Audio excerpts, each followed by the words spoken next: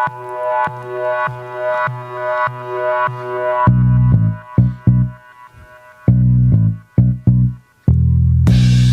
ready, baby? Is this thing on? It sure is. Welcome to Counting Worms. This is our little podcast all about everybody's favorite uplifting topic, death. We'll talk about everything from cockroaches to cholera, Dahmer to dumbasses. My name is Scott, and across the table from me is my lovely bride of 15 years, Sarah. Hello. Hello there, baby. We're just two relatively normal people with normal jobs, living in a normal community, normal house. But we have a morbid curiosity about the circumstances behind some of the most interesting deaths out there. And today's podcast is episode number... Let me count. Hold on. Let me get my fingers and my abacus out. That would be 1. Nice. It is number 1. So you know what that means? That means this tape, we will archive it and we will listen to it in a few years and we will agree, look at each other and say, oh my God, we were horrible. Oh my God. Can you believe it? Well... But we did it. We got through it. Yeah. Well, maybe I'm a little premature Well, on yeah, that. we haven't actually got through it. No, we haven't. Yeah, we haven't made it yet. We haven't done anything yet. But both of us are true aficionados of true crime TV. We do watch an awful lot of it. We are the true couch detective. You've heard of the armchair quarterback. We are the armchair detective.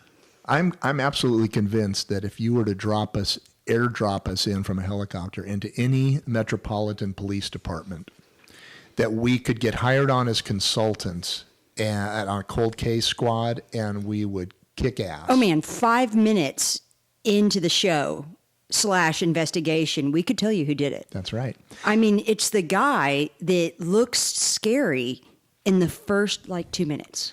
We know who he is. Right. But then So there's do you. another guy. There's another guy that comes about 10 minutes. Oh, in, that's the 15 red minutes. herring. That's the red herring. That's the red herring. We all know who that is. Well, we can usually solve a crime within the first 10 to 15 minutes. We know exactly what it is. So can you guys. You guys can do it too.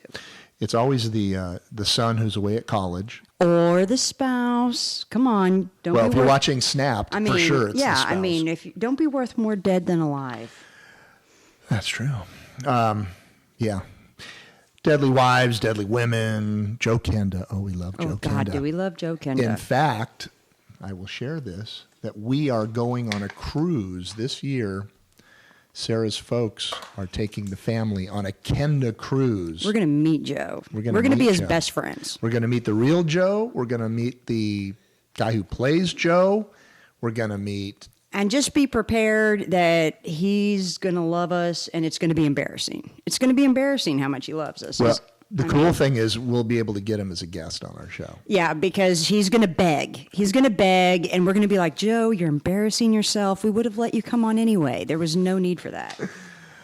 Yeah, he's going to want a piece of this action, for sure. Seriously. When he finds out we've done episode 1, he's going to lose his mind. Now, he has solved a good amount of crimes. What does he say? 394 or something? I mean, not as many as almost we've 394. I mean, we've solved so many more from the couch. But think about it. He's solved all of his crimes. We've solved all of those too. Well, we solved those plus every other one, every show. Yeah, I mean, we could have been so much help to Joe. We have seen so many of these shows that we're now at a point that we'll see the same murder story for the third time on the third different show. And we'll almost recognize it immediately. Well, we recognize the police officers and we'll the be like, detectives. don't we know this guy? I swear we've seen this guy before. Right, the neighbor. We recognize him by face. Yeah, we totally know who that guy is. So anyway, we're going to be dealing on this show with crazy, bizarre, outrageous, true crime murders. But there are other ways. There's some other ways that you can meet your demise. And those are fun too. Yes, they are. But that's an area that you're more specialized in. See, my wife's the smart one of the two of us. No. And she knows a lot about medicine and such. And Or at least I claim to on a podcast. yes, that's true. And she got me into a new podcast called This Podcast Will Kill You. Yeah, those girls are cool too. They're awesome, and it's hilarious. Well, The errands. as hilarious as death can be, but what kind of things are you going to be talking about in general? Well, Diseases and crazy everything. things? Everything. There's all kinds of cool ways you can die. I mean, we're going to cover everything. Everything under the sun. Well, we're going to cover the unbelievable things that you wouldn't believe, like faulty elevators and Being impaled by an umbrella at the beach. a wild umbrella, hiccups. Yeah, you can actually die from hiccups. And didn't you mention earlier cockroaches? Oh yeah. Did you know that you can actually die from cockroaches? I did not. Well, stay tuned. I mean, I guess if a bunch of them crawl into your throat or something, maybe. That's a vivid imagination. It's going to be fun. It will be. All right, so let's get this party started with our first story, which I will be reading. Now, I am not going to tell you, the listener, or my wife, who this is. Now, I know that we have seen this story, so we're both familiar with this story, and probably a lot of you listening are familiar with it as well. But I'm going to refer to the couple that's involved here as Jane and John. Okay? And as soon as you think you know who it is that I'm talking about, feel free to blurt it out. All right? I'm terrible with names. Are we on board here? I'm just going to interrupt you all the time. That's fine. Okay, I'm going to begin with the female that I'm going to call Jane. She was born in 1970 in Ontario, Canada. So not all Canadians are nice. Comes from a happy household. She's the eldest of 3 children. And from all accounts, her upbringing was normal. She was described as a well-adjusted, pretty, smart, and popular child who loved animals. I'm going to buzz in. Yes. Is she blonde? I'm getting a look right now. I have to describe the look I'm getting right now. Come on, are you kidding me? Because the look I'm getting right now is incredulous. What gave it away? The eldest of 3 children, or just from Canada? Well, just the fact that, I don't know, just How dare Ontario. How dare you? How dare you? How dare you? All right, well then keep your thoughts to yourself for just a Well, minute. now I'm not allowed to guess. Just for a second. My God almighty, I'm on the first paragraph. I mean, talk about a salacious case for number 1. Yeah, I mean, we're going right for we're the going right for the nuts. jugular. Seriously, I don't think you're going for the nuts, but you're going pretty close. Yeah. I mean, Yeah, it'll be, yeah. I mean, maybe not nuts is what you went for. All right, so let's just think about the fact that she loves animals. Let's spend a moment on that. Well, yes. So she's not all bad. Well, Right now, as far as we know, she's right normal now- and she loves animals. Right now, she's normal. She loves animals and her sisters. We're only 2 paragraphs away from things going south. So you're gonna cut to the chase. Yes. Okay. All right. So her love for animals helped her land a job at the local vet clinic. Ah. Okay. Well, that's where Does she that- gets the does that- stuff. Hey, did we mention at the beginning? Did we mention at the Spoiler beginning? alert. Did we mention at the beginning we've seen these shows? It doesn't help that when you've been married to someone for 15 years, they can just give you a look, and Yeah. it's like, And you know yeah. what? There's no secrets. I don't know.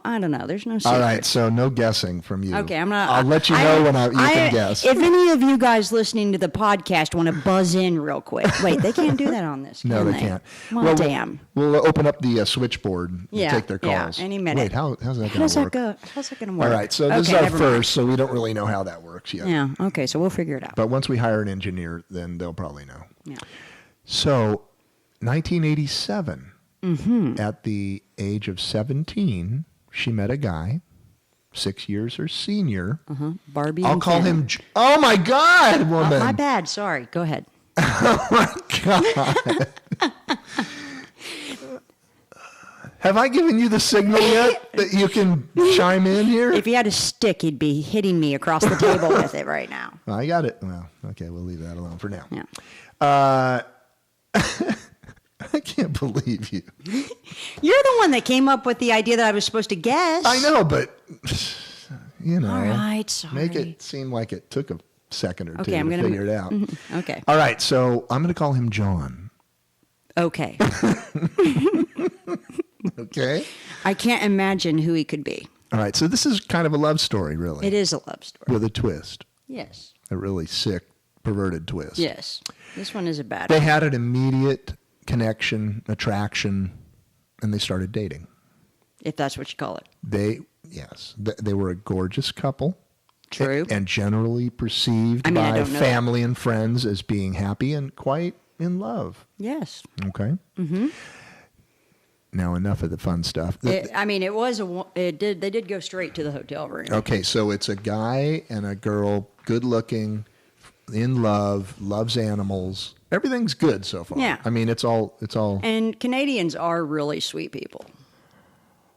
it's all gravy. I mean, it's all gravy. They're some of the greatest people. They And, are. I mean, we do love Canadians. I do a pretty good Canadian accent. You beat me to it. Hey. You're a bit of a hoser, eh? All right. Our brother-in-law's Canadian. Yeah. So we have the right to say that. Yeah. Okay.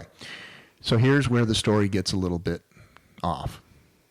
Uh-oh. As they started spending more time with each other, they began to learn that they shared some unconventional opinions on things like sex and relationships.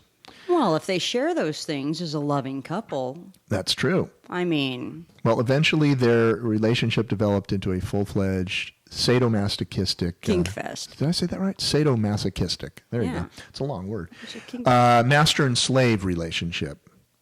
Can you guess which of the two was the master and which one was the slave? well, I would always say the woman's in charge. Yeah, but you'd be wrong. Oh, In this case, you'd be damn. wrong. Did I guess wrong? Crap. He, John, was the abusive master, Which, by the way, audience, once again, his name's not John. and Jane was the willing slave. Her name's not Jane. You know what? Really, that sounds a lot like our marriage. Yeah. I bet everyone's picking up on that. What Jane eventually figured out, or came to know, is that John had quite a dark past. She was unaware of that when they got together. He came from a financially well-off family, stable, middle-class family, but in reality, behind the scenes, things were not quite as stable as John would like us to believe. Well, damn. John's father was charged with child molestation. What a dick. I know. And there had been some Shoot rumors him. that he had even molested his own daughter. Now, that's Shoot not him. good. Shoot that bastard. That's not a good role model. And as we can see, it's that really easy to it solve really didn't those work problems. out. In a few minutes, we're going to know it didn't work out very well. Well, castrate him. So fathers, don't do this child molesting thing. That's Yeah. not good. And Yeah. your kids are going to be screwed up. Yeah. All right. But despite Why all, couldn't they just turn into the kind of people that just kill guys like that? like Dexter, Like Dexter. See? Everybody loves Dexter. that's right. And he kills a lot of people. He kills a lot of people. And he kills them in very twisted, gruesome ways. But we cheer for We do. Dexter. We love I mean, him. everybody loves Dexter. We love him. Yeah, good point. Yeah. All right. Well, this is not Dexter. This is John. And This is Jane. John and Jane. Which we know is not their real names. Right. They are pseudonyms right now Right. because you think we're all guessing who they are. I know. Is everyone on the podcast screaming their names? Everybody knows who this is. Is everybody screaming at Scott? We know who they are. Just say their name. Anybody? Say my name. Say my name. Anybody who's All right. interested in listening to a podcast about death, they know the names. We would hope. Okay. I'll reveal But that. if I'll reveal not- that ultra sensitive secret later on. Yes. But despite all of the turmoil going on in his household, everybody observers, I guess, considered him a happy child, always course, smiling, yes. good kid, probably kept up his lawn, I'm guessing. Yes. kind of kept to Good himself. good sociopaths put on the mask. He was really into guns. Yeah. Isn't that? And he did like to torture small animals and dissect them. No, that's not part of this story. No, that would have been hard to attract Jane if and that he did was have true. some head injuries, I understand, too. No, that's not true either.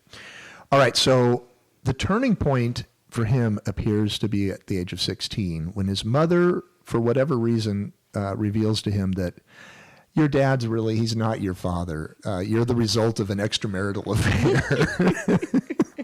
Which you think would be a relief. The child molesting Right. son of a bitch isn't your dad. Oh, thank God. Right, but it didn't work out that way. No. He ended up holding this against his mother, calling her a slob and a whore and all kinds of stuff. I see. Now I understand what the problem So he was disgusted with her, and he ended up going off to college at the University of Toronto.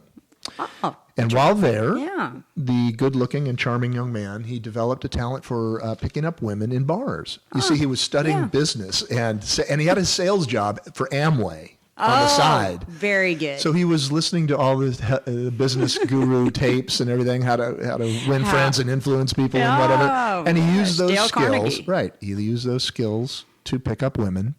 And when he picked them up, he brought them back to his place. And this isn't funny. We really shouldn't be that way. But he'd humiliate and beat them. Oh, wow. So he probably didn't have a lot of second dates. So I'm really, guessing. really, mom was a negative influence. It seems that way. Yeah. Seems that he really had a bad experience. Right. Well, his dad. And became a real bastard. His dad's diddling children, and mom is diddling the postman or something. And this influenced his opinion. Apparently, and his And actions. he became a bastard. And his actions. Not cool. Not cool. So he's humiliating and beating his dates. They are not returning his calls after that. And Imagine. So Imagine that. So, starting in May of 1987, so we're in 87, so bring your brains to 87. You were about 3 years old, weren't you, honey? I was just graduating college. No, actually, I had graduated 4 years earlier than that. And you were in preschool. No. All right. Come on now. Well, all right, second grade. No? Yeah, you were. All right, so his hometown was plagued by a series of horrific crimes. The first one... Were they rapes? You should see the look I'm getting in your eyes. How dare you? Oh, I thought I was supposed to be guessing. No more guessing. All right, I'm not allowed. I'll let you know. My guessing. I'll let you know. My buzzing. I have not let you know. Okay, all right. My get. Did it, guys out there, podcast. All right, it was a rape. I thought podcast listeners. Was I not told to guess? I'm sorry. Was I told to guess? Yes, right before I said don't guess. Oh, okay. And that's the standing order right now. Hold don't on. guess. I'm going to write this Write it down, please. Okay, I'm writing down. So no guessing. A young woman was grabbed while getting off the bus, brutally raped near her parents' home, and then killed. Yikes. Oh, wait, you know what? I don't think she was killed. I'm sorry. She was just raped. Okay, Sorry. well, I didn't guess. Okay, yeah. I guessed she wasn't, but I wasn't going to say that. You can guess about the rape victims. You just can't guess about the identity of these two killers. Well, you just said I couldn't Oh, I guess. never said I didn't say they killed anybody, so I shouldn't call them killers just yet. That's called spoiler alert. Yeah, well, I think we've already had a few of those. All right, so there were two more similar assaults in that very same week alone. Good And gracious. The victims were between 15 and 21, and the attacks all included beatings, intense verbal abuse, whatever that means, Name calling. and serious threats to discourage them from running to the police. Beyond the rapes and beatings? Yeah. I mean, what more do you need? So these attacks had occurred just before John and Jane became a couple. It was later discovered that when Jane learned of his What a prince. learned of his deviancy, she not only did she know of it, but she approved of it. Yikes. Yeah, that's not good. And over the next 5 years, he raped or attempted to rape at least 19 young women. Now, that's not funny. No, there's nothing funny about that Nothing at all. funny. And I hope you guys understand that while we may be making jokes and such, it's not directed to the victims, because that is horrible. It is But hideous. this guy's a real douche, and I think we need to speak about him. Okay. Yes. Some of the victims had managed to get away, and actually he was questioned, John, was questioned by the police twice, but was never named as an official suspect. Apparently they did get some... DNA? How dare you? Sorry, but I was allowed to guess, just not on his name. Let's just say biological samples. Okay. We'll leave it at that. All right. Because it was early on. Actually, yeah, they didn't He have gave his DNA. Not in 87 or 90. They didn't have DNA back then. I mean, they had it, but they didn't know what to do with it. Yeah. So they knew he was an A positive secretor. Oh, I love secretors. Yeah. I'm a we all secretor. do. I'm a secretor myself. Oh my God. I know. Too much information. TMI, babe. Hey, TMI. they're like our extended family. So, okay.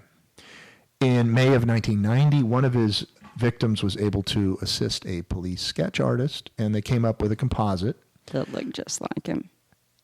which in hindsight looked a lot like John. How dare you? Oh my God, I need didn't longer say arms. his name. I need longer arms. Next time we'll bring a stick to the table. Yes, thank you. We'll take turns hitting each other. So while all of these rapes are going on, John and Jane become engaged. Oh, so sweet. I know. God, they looked good too. You see the Oh, pictures? I I know you know who it is. So you've seen the pictures. Barbie and Ken. Precious. Their friends would Precious. describe them. She described to her friend how John and I are happier than ever. He's being so sweet, so romantic, but that's typical of my honey.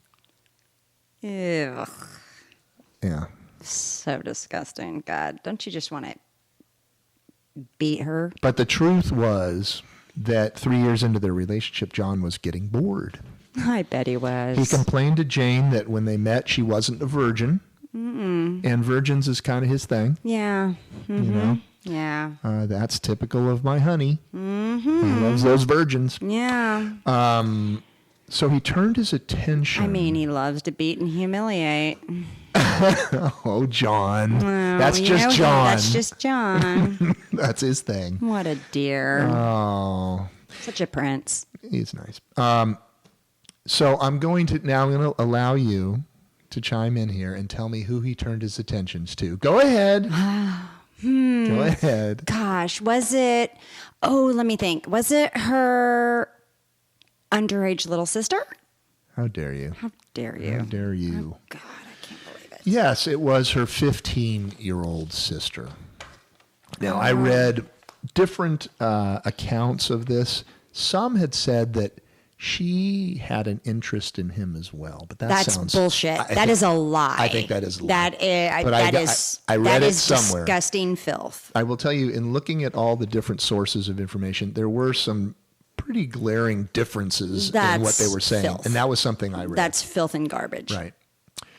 So you would think when he I mean, let me put it this way. Can Yeah. an underage 15-year-old girl... Well, let's say this. I'm the oldest, and I have a little sister. And I love her more than just about anything in the world. And when she was 15, could you misconstrue her look at when I'm 7 years, a or 5 gentleman years. caller? Yeah, I'm 5 years older than her. And could she have looked at a gentleman caller and gone, "Oh, look at him, blink, blink, blink"? And could you be a dumbass news reporter after her death and say, "Oh, look, she showed some interest"? Well, shit, she's fucking 15, and it's an older sister who's engaged, the Barbie and Ken, and blah blah blah blah blah. Don't be a dick. Don't be a dick. I'm sorry I mentioned it, but I Yes. did read it. I mean, I have to, well, those people need to be whipped. I'm a journalist. Those people need to have met John on a dark alley. That's true. And then they can express what kind of interest a 15-year-old has in her older sister's suitor, because it's just ridiculous. So even though thus far Jane has approved somehow of his extracurricular activities, you would think, even as a psychopath, that a line has been drawn. There are some off-limit things, like my little sister. Hello. Yeah. But not Jane. Alas. Not Jane. Alas. Instead of being horrified, and this being the end all. she encouraged him. Ugh. She went on. I mean, this is where it gets really unbelievable. This is where you're damned to hell. She told him that she wanted to give him her little sister's virginity as a Christmas present. Oh my God. Yeah, this is like where, don't hang up, guys. I told you this was a love story. Don't turn us story. off. Don't turn us off. I promise. When he's done, I'm going to totally cheer you up. So, Christmas present. Yes, that's sweet. I told you, love story. Here we go. Yeah, here we go. So on December 23rd, 2 days before Christmas, her family threw a Christmas party at their home. And during that party, Jane had spiked either her food or her drink. I got conflicting reports on that, with some animal anesthetics that she had stolen from the vet clinic job. So convenient. Yeah, it was nice.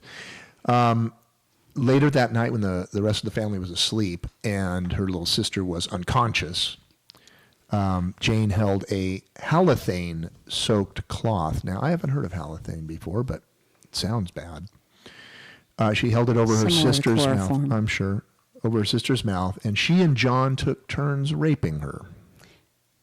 How do we know that?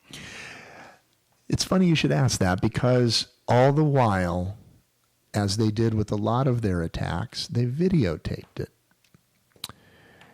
And we'll come back to those videotapes later on in the story.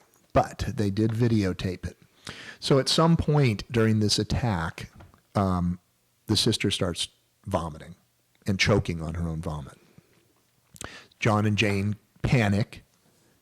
And what do? Call 911? Of course, because they don't want her to die. No. She's the little sister. Well, not exactly. I mean, they didn't do that at first. Right. The first thing they did was start hiding evidence. Oh, right. And redressing the sister, putting her course. clothes back on, probably backwards or whatever crazy people do. Then they called the ambulance. And her sister never regained consciousness, and she died later at the hospital. Somehow, I don't know how, but drugs were not detected in her system. Because she was vomiting so much. Maybe so. And she had a chemical burn on her face from having the rag held over her face. But they thought it was from stomach acid. Right, exactly. So, I don't know halothane. I don't know that drug, but maybe it's like succinylcholine. See, we know all of those things. Rocuronium. No. Right? What? Succinylcholine? We know all about that. Yeah, but it. And what's the So name who of, are these people? What's the who name are of these people? I'm not there yet. Come on. What's the name of that spray that you spray on blood to make it shine like a Christmas tree? To make it light up like a Christmas tree. Luminol. I know. We know luminol. All right. So half a year later after that event, and by the way, the sister's death was ruled an accident. And no charges were ever filed. So you would think that would probably be the end of their Boop, boop, boop, boop, boop. their treacherous ways, but no. Half a year later, the happy couple made it official, and they tied the knot. Oh, Coincidentally, on that very same day, while the couple made their entrance to their wedding on a horse-drawn carriage. I mean, what a picture that paints. Across town, a couple were canoeing on Lake Gibson, and they discovered several concrete blocks containing human body parts. This is the very same day that they're getting married. Those, I guess God does have a sense of humor. I guess. Oh, Lord. So those parts ended up belonging to a girl named Leslie Mahaffey.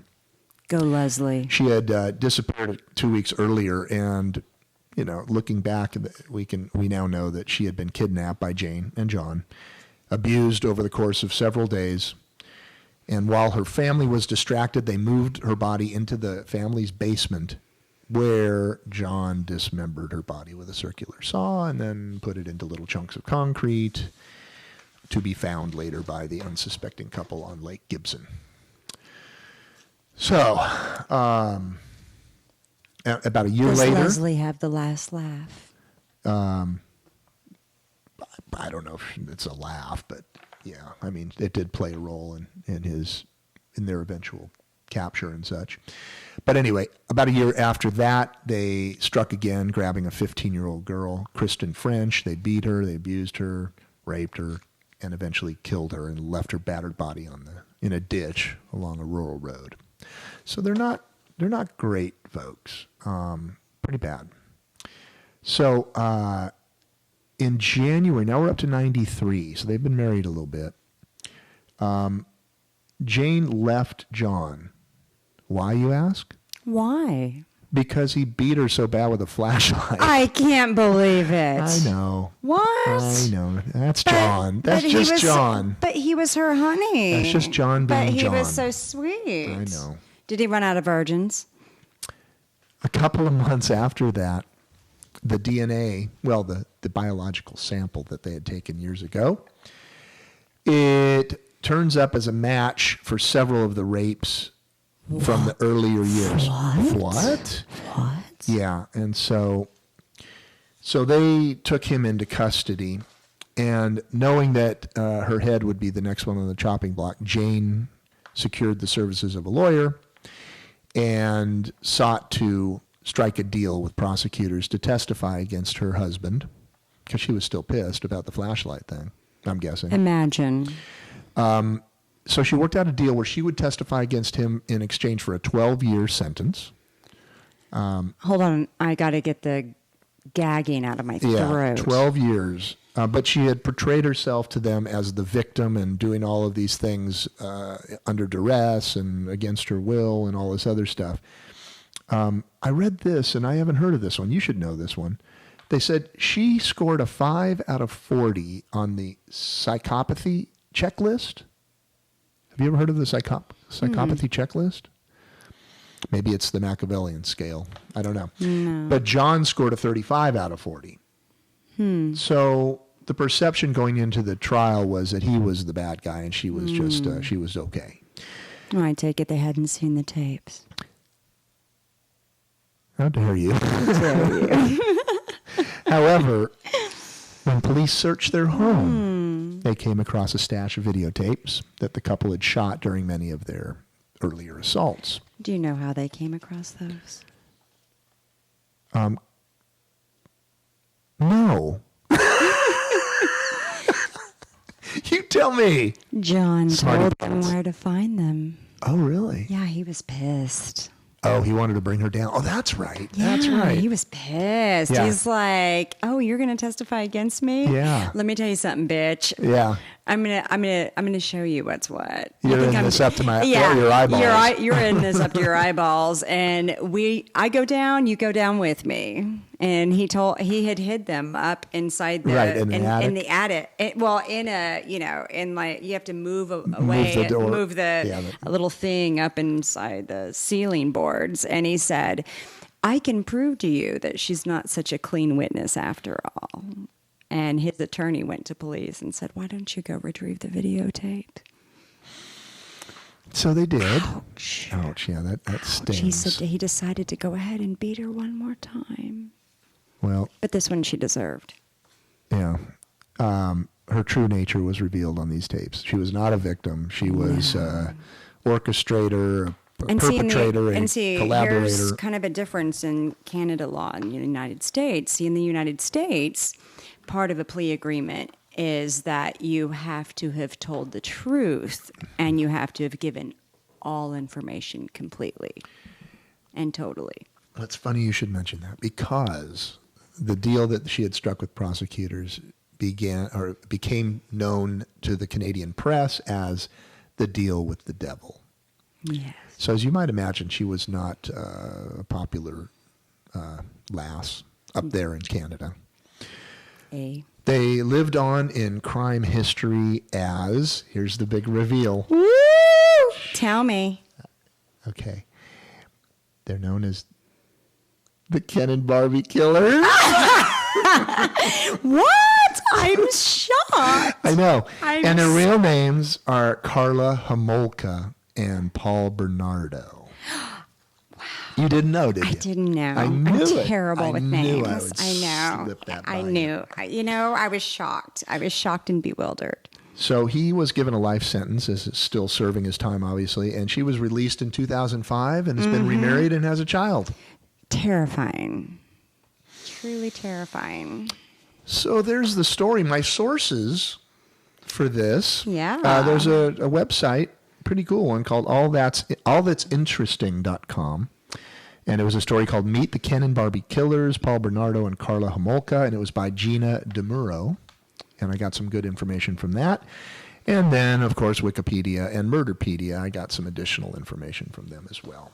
So that is the Ken and Barbie Killers. And really, I don't want to get political here, but seriously, isn't there occasionally, every now and again, even if you are totally against the death penalty, I mean, isn't there sometimes every once in a while, even if you're totally opposed to it? You want to bust it out? I mean, sometimes. Right. I mean, seriously.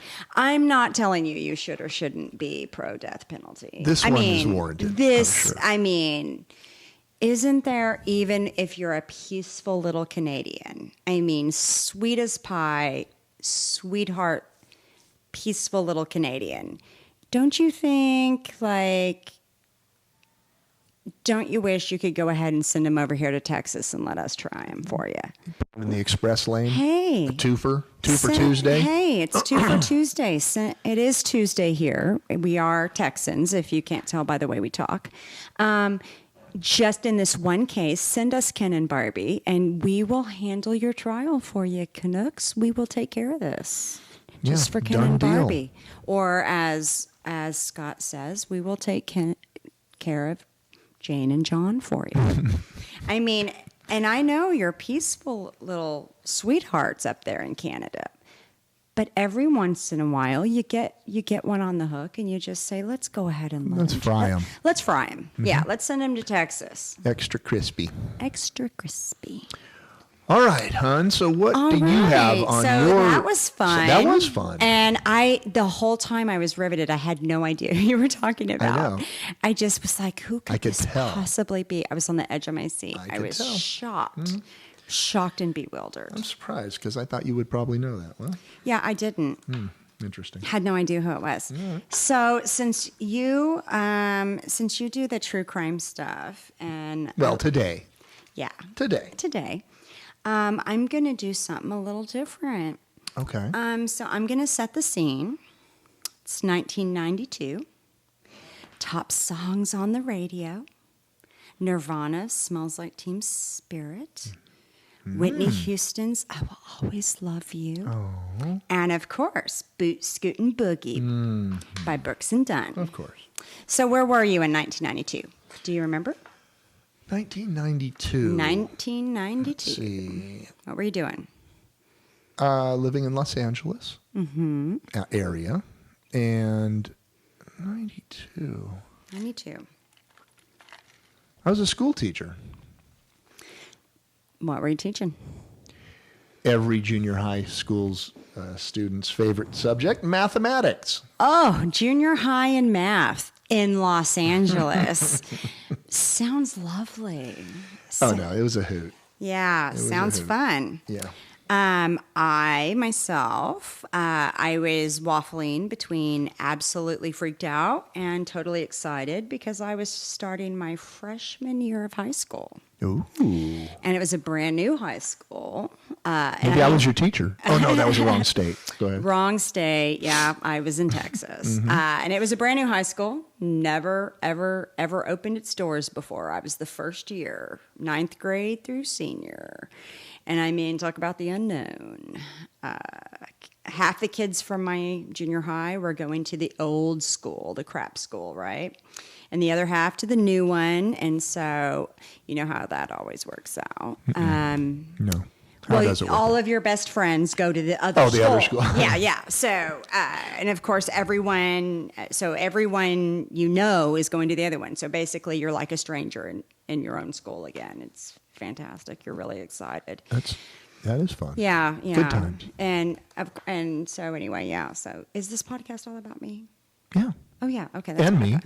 Okay. Cool. And people who get killed somehow. Oh shit! I forgot. Right. Okay. So anyway, 1992. Yeah. Let's head to Kentucky. Yeah, I hear it's beautiful. Totally nice. It is. So in Kentucky, 1992, longtime married couple. Ooh, buzzy sound. Longtime married couple have not heard a peep out of their 37-year-old nephew who lives in the loft upstairs. Of course, it's not that unusual. The uncle is an amputee, so he never goes up there anyway. And frankly, the aunt avoids the nephew. What's wrong with him?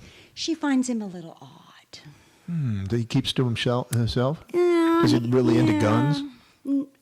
Yeah, he's a security guard, which is a totally respectable profession. Yes. Honorable. Very honorable, very respectable. Full-time job, and he does help pay all the bills because since Uncle is an amputee and is on disability. But she is surprised at how little he comes downstairs, and she doesn't go upstairs.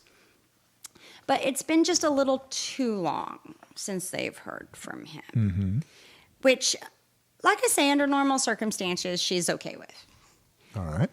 But it's been a little too long. So the authorities are called. So they just were like, can you check on him? Can you just pop up there and make sure he's okay? Because I don't think he's been to work either. They called the police? Is that what you said? Yeah. So rather than just walk upstairs and check on their... She doesn't go upstairs. They call the police. Okay. They're an older couple. They don't go upstairs. Because they physically can't go upstairs, or they just are afraid of the kid? He does not go upstairs. They're not afraid of him. Okay. Should Uncle they be? cannot go upstairs. Yes. Okay. He's an amputee. Okay. It's stairs. Okay. And He doesn't have one of those chairs that... no. Yeah. No. Those are cool. Those are cool. But he does not go upstairs, and Aunt chooses not to go upstairs. All right. So call the police. Welfare check Welfare upstairs. check. I need you to welfare check my nephew. He's upstairs. So what they find, Oh, no. 37-year-old white male. I got a bad feeling about this one. Good call. Oh, Jesus. Deceased. Oh, no. In bed.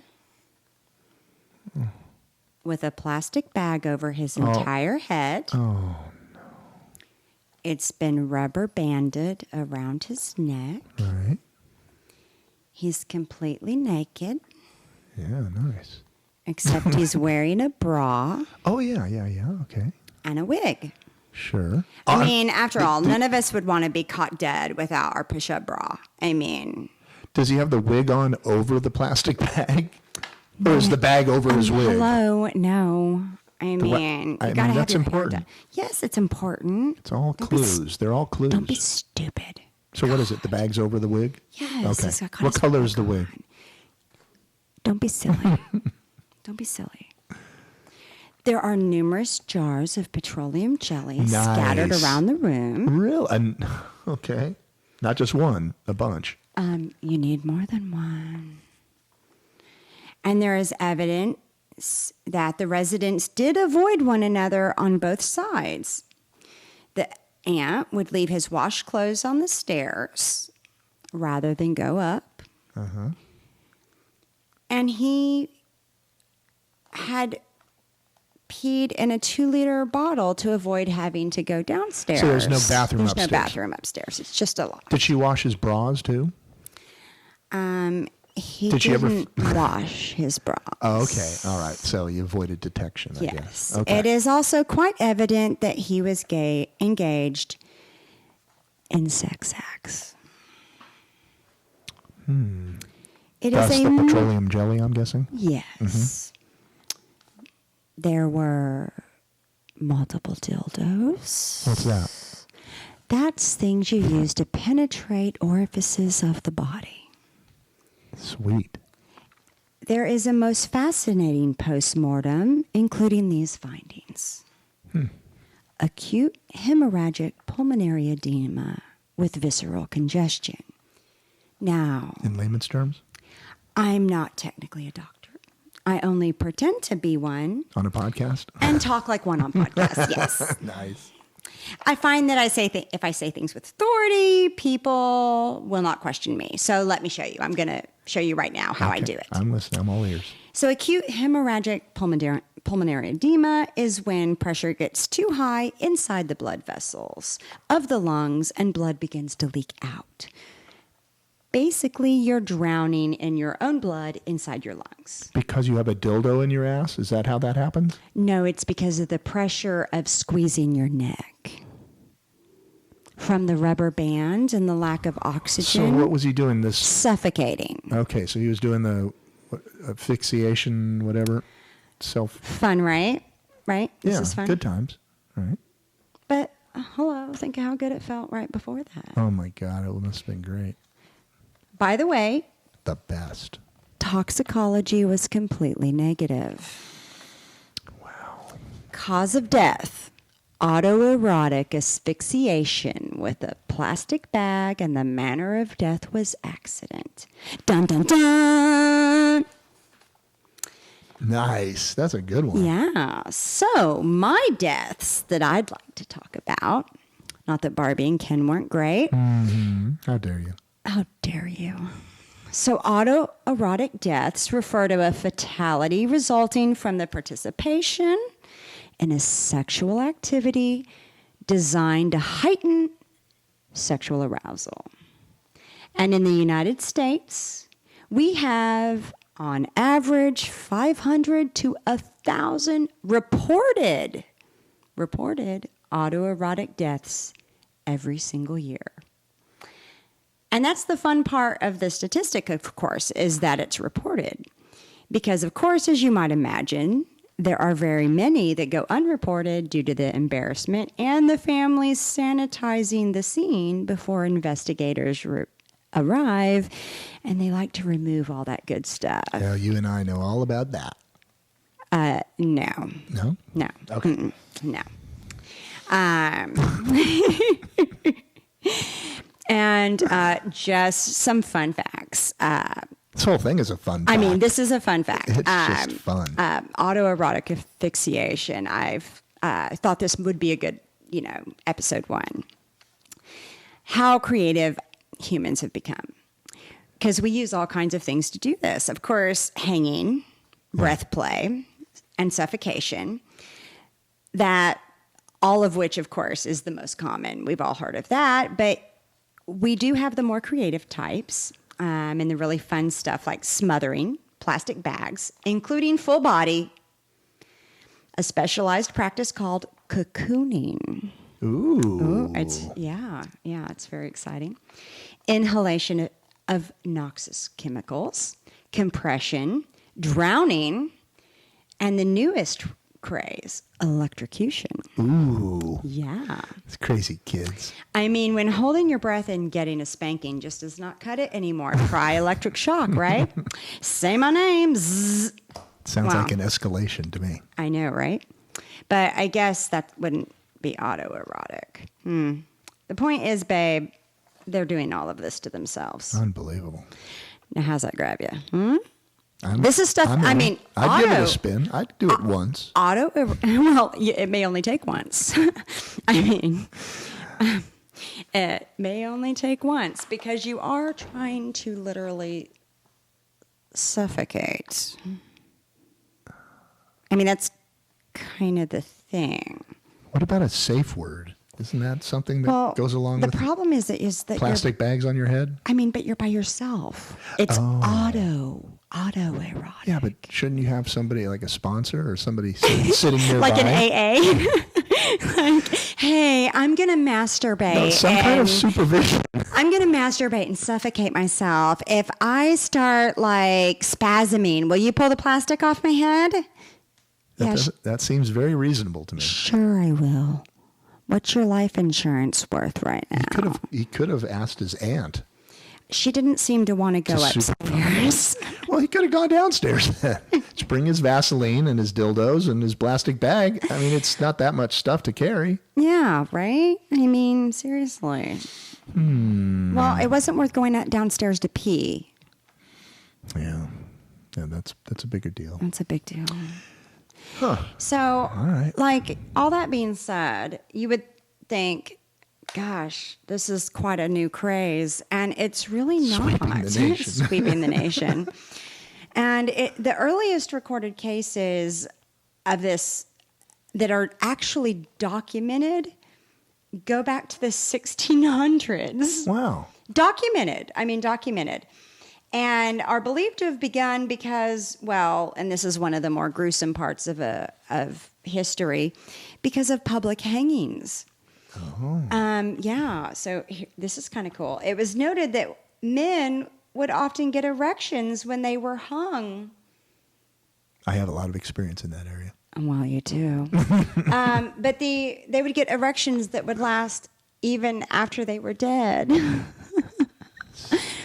And, of course, as we all know, every man is always just looking for a hard-on above all else. So, I mean, really, what are men looking for? Testify. The only thing that men really, really want is to get their dick hard. And so all of a sudden people were going, now that they're doing these public hangings and we're watching these men die in public, did anyone else notice that criminal had a huge erection? Do you think it's because they were being choked? Oh, so there's the connection. Wow. Maybe there's something to this choking stuff. So I'm not going to dismiss it out of hand. Yeah. So, and for those of you that are as chronologically challenged as I am, and you're going the 1600s, when the fuck was that? That's when the Pilgrims arrived on the Mayflower. That was the time of the Spanish Inquisition. So there was a lot of torture going on. There was a lot of choking, a lot of hanging, a lot of torture. The Great Plague had hit London, and the Taj Mahal was being built. So a lot of crazy shit, and it was a long, long, long time ago. So this is not a new fad for. If there's some of you out there doing this and you think that you're being creative, it's really not that new. Yeah, old hat. Yeah, really not a real crazy. We're not impressed. Yeah, no. And Posers. So not a new idea. So why? Why are people doing this? Why is autoerotic asphyxia interesting? Well, it's the lack of oxygen is supposed to make you lightheaded. Sounds good. Yeah, sounds good. I think I'm about to pass out. That must be sexy. That is sweet. Sweet. So this lightheaded, woozy feeling is supposed to make it both easier and more intense when you orgasm. Well, I mean, that's of course assuming you maintain consciousness and live long enough to enjoy it. I'm going to share something with you now. Ooh. That I've never told you. It's not that it was a big secret. I just never thought of it. When I was in junior high school, okay, this was a thing. Okay. I mean, it's along these lines, really. Mm-hmm. I did it. Everybody did it. Oh, God, we were stupid. So basically, you would hyperventilate. Okay, so you would go, put your hands on your knees and lean over and, do that 10, 15, 20 times. And then you would take a deep breath and somebody would come up behind you and squeeze your chest oh my God. until you passed out. And then you would fall, you're in the McDonald's parking lot and you'd fall face first onto the parking lot and everybody would cheer and it would be great. That was the thing. And I'm not proud of this stuff, but I'm going to share it anyway. They used to sell this stuff. It was really like paint thinner or something, but it came in flavors and it was some nasty stuff. I don't know what it was, but you would sit there and inhale on it, put it to your nose, and keep hyperventilating it in, and you'd get this lightheaded, euphoric kind of sensation, and I don't know if you'd pass out, but you'd get close. And at the time, it was pretty, I don't know. That cool. would be those So noxious chemicals. It's the same that kind is of being thing. used. I think Yeah. they still do it. I think they call them poppers or something. I don't know what poppers are. I never tried them, but they might be something like that. Wow. Everything that's old is new again. That's right. God bless it. And there's and that which leads me to my next statistic. Ooh. The highest number of deaths are adolescent males. Go figure. We'll do anything for a laugh. Yeah. Which We're not bright. Yeah. We're just I not mean, bright. adolescent. That is the very next statistic, and which of course I thought was insane because don't those guys get an erection just by blinking? But I guess maybe it's not for autoerotic reasons. When I did it, sex had nothing to do with it. No, it was just to pass out. Seriously. Isn't that crazy? Yeah, maybe nobody had taught you the next part, which is to put your dick in your hand. No, I was well aware of that part. But I hadn't joined it with hyperventilating. Well, you missed out. Apparently you missed out. But no, really, the highest number of deaths are adolescent males, and they're being found with a belt around their neck and penis in hand. And the saddest part is not just that they're dead, but I just think if you're into that kind of kink at 15, what in the world how much trouble are you in at middle age? I mean, after your introductory first divorce at age 28, I don't know what you're going to do to get your head back in the game. I mean, especially being an American male. I mean, come on. Your first divorce at 28 is going to really knock you down. And if you are already doing autoerotic asphyxia at 15, I mean, just something to think about, some real food for thought. I mean, if you were autoerotic, asphyxia at 15, Where do you go from where there? do you go from there? I guess voyeurism and then raping and killing. I mean, and pillaging. Next thing you know, you're the Barbie and Ken murderers. Well, since we watch so many shows, we know all about escalation. We know the peeping toms end up they're breaking into houses, they're stealing panties, they start yeah, but I raping gotta people. think you're doing voyeurism before you're doing autoerotic asphyxia, right? I mean, I don't know. Look, I passed out in a McDonald's parking lot. I drew the line there. I did not escalate. I did not escalate. At least that's what he's telling us now. This is only the first episode. But it's been a good one. It's been a good one. So I need to cite my sources, though. Yeah. Of course, Atypical Erotic Death Part 2 from the American Journal of Forensic Medicine and Pathology, Volume 26, Number 1, March of 2005. That was a good one. It was a good one. And if you want to see pictures of this gentleman in his wig, you can actually see him. And there were several others with In the bra, too? the bra too, and I picked the least crazy one of the cases listed in that journal.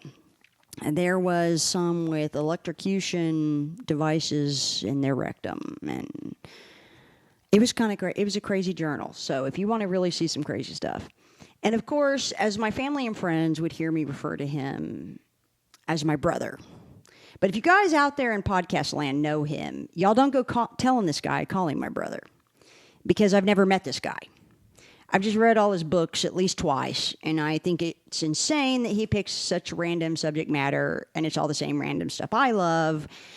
And his 3-sentence bio is just like Scott and I, the magic menagerie of pets and all living in harmony. And anyway, I just love this author. And so he'll probably be my source material for every podcast. His name's Michael Largo, and his books are incredible. And I recommend everyone go out and buy every single one of them. But today I used one of his books called Final Exits. And so I call him my brother as a joke with my family and friends. And he's not really my brother. And if you guys ever actually know this author, please don't tell him I call him that, because he's going to think I'm a stalker. And I've never actually stalked him. I just call him that as a joke. So those are my sources. That's wonderful. Well, Yeah. I had fun. Did you have fun? I had fun. Yeah, I think we're amazing at this. I see a big future for us. I mean, I'm sure the people listening think these people are horrible, but I think, like I said earlier, since they can't talk back to us, it doesn't really matter what they think. step number 1, we need representation. We need to get an agent immediately. I mean, immediately, yeah, because this is gonna be so big that I don't know what we'll do. We'll have a posse. I mean, yeah, but we'll have people. We'll have people. Eventually, we'll Yeah, have people. I mean, we won't do anything. our people will do it. All we do, we're just called talent. Yeah. And what are the people that follow you around just because they love you so much? The entourage. Entourage? Oh, groupies? Oh, groupies. Yeah, we'll definitely have groupies. Oh, that'd be sweet. Oh, my God. I can't wait to have groupies. So we have to have a clever sign-off. Did you think of one? Oh, shit. I was thinking about stay alive. It's kind of short, though.